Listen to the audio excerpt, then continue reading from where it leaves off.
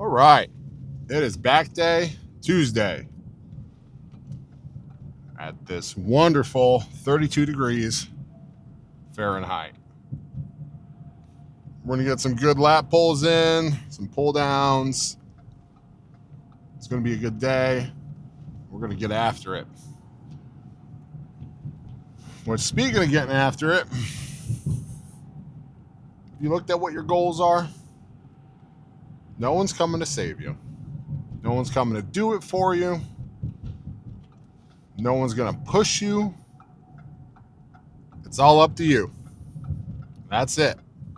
There's no one else that can do all the suffering, pain. Oh, I have all the credit now. That doesn't happen. It's up to you. Go get it. There's no reason to sit around and do nothing.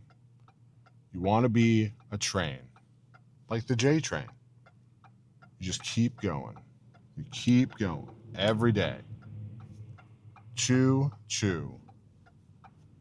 Nothing stops the train. Nothing can derail it. You're just going. Right? Like a cruise ship. Those things don't stop. It takes like 14 miles to stop those things. You just keep going. You don't need hype. Right? You don't need motivation. Choo choo. Just keep on going. You show up, good. You showed up and you worked hard, even better. But nothing stops the train. An immovable force against nature. That's what you got to be. Right? It doesn't have to be fast. It doesn't have to be moderately paced. It can be slow. But nothing stops the train. And because of that, you get 1% better every single day. And if you have or become that kind of person who's just, hey, this is the train. The train doesn't stop. It keeps going. Well, your lifespan will exceed the cap of what is even possible. So if you do 1% better every single day, that's all it takes. Even if it's 0.1% better, right? Just don't be apathetic to your life. You don't need the alcohol. You don't need to binge eat. You train, you diet, guaranteed you will have a better life.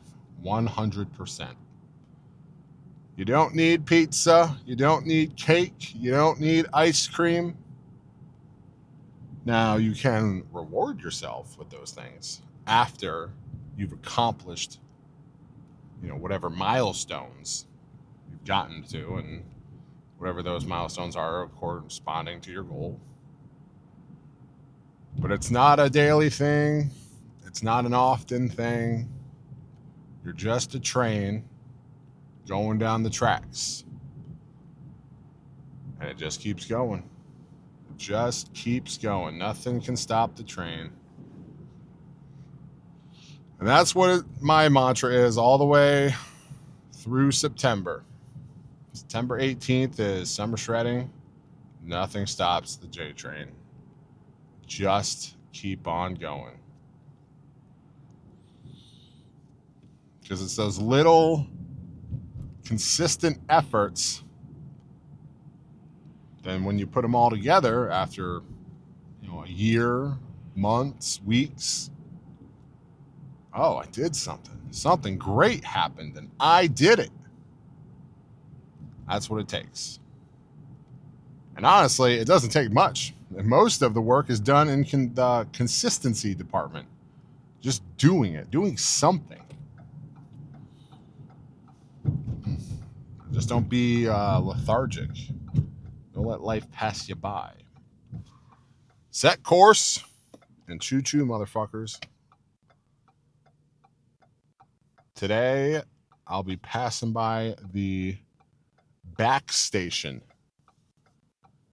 I'll be waving at the lats, waving at the erectors. And then after this workout, keep on going. Because tomorrow will be leg day. The day after, shoulder. And then it keeps going. And then it repeats over and over and over. You know who's making me? Me. All right, let's hit this back day.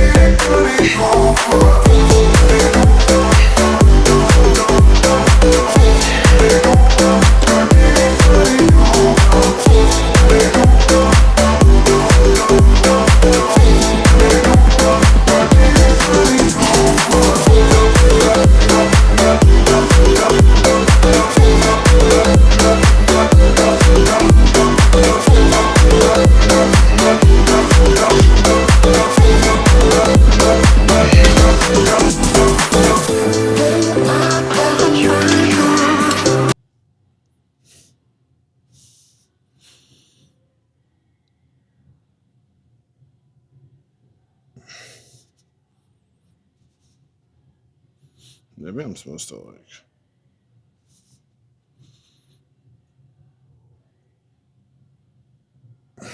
I don't know how to turn that part on. Maybe it's a row.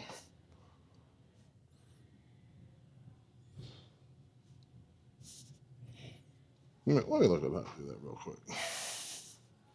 All right, that was actually a really good back day. I got so distracted, dicking around with my camera, and I was texting my sister, and 50-minute workout turned into like 2 hours at the gym, which is just ridiculous. Oh my God, I can't believe it. I can't believe it. Because it was, if it had just been all like hardcore, like, lift.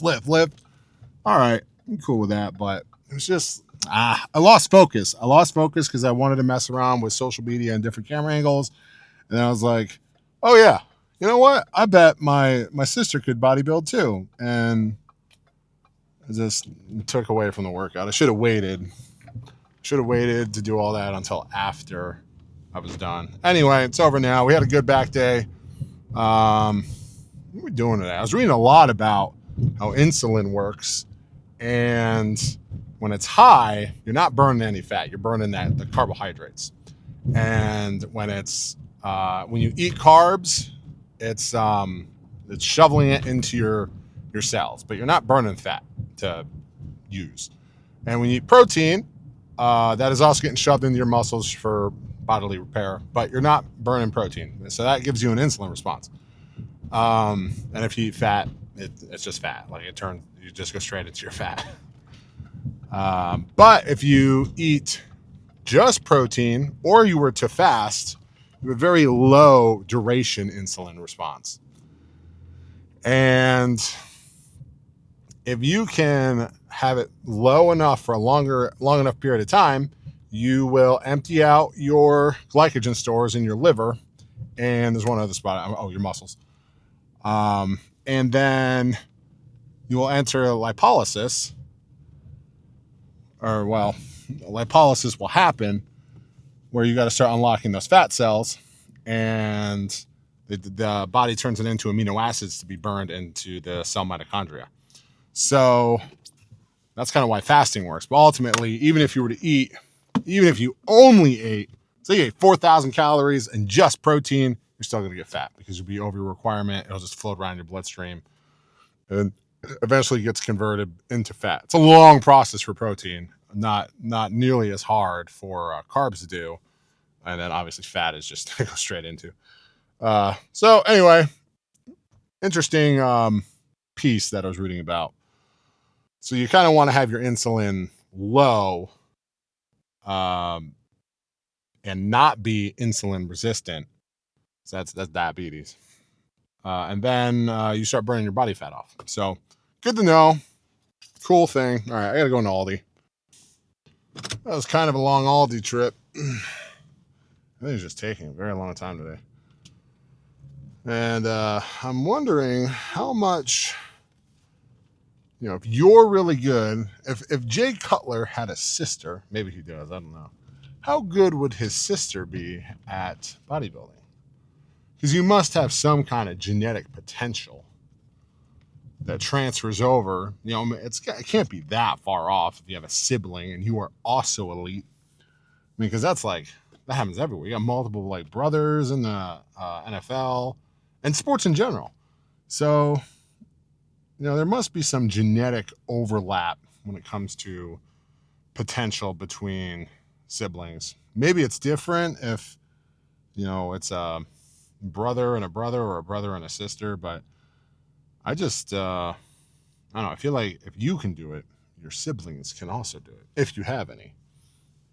So, I don't know. I was thinking about the overlap between genetics, and I remember when I got my DEXA scan, and my bone density is crazy high. And apparently my sister also got a DEXA scan, whose bone density is also quite high. So it brings up the question on, how good or how high is that potential cap if one of you is also really good? Can you extrapolate? Probably a little bit. Genetics do matter, especially in bodybuilding. But yeah, I don't know. It's good theory crafting. But now it's time to go home, eat some lunch. I gotta cook a bunch. Oh my gosh, this day is so long. I don't know. I went out at 9. Now it's 11:30. But another back day's done. Gotta make sure we eat some protein. And now I understand why people say carbs are the enemy, which is not true. But it does stop you from burning the fat, because if you eat a bunch of carbs, your duration on which you will be burning the fat off your body will be not as long. That said, as long as you're in a calorie deficit, it doesn't matter. You could eat pure fat. If you ate under what you burned for the day, you'd still lose body weight. Your composition would be terrible, but you would still be losing body fat. So There's always a give and take, but when it comes to eating your protein, you really want, I think it's 1 gram per 1 pound of lean body mass. So, or a little, maybe it's like 1.1. I've read a lot of literature, and through the years, it's changed. Now I think more, it's like 1.5 to 1.8. I remember reading that with somebody with Mike, Dr. Mike interviewed someone. It was, I can't remember his name. Middle Eastern guy. I forgot his name. He's a really smart guy too. And I feel he did a study, and he was I think they said it was between 1.5 and 1.8 grams of protein per pound of lean body mass. So for me, my lean body mass is 260.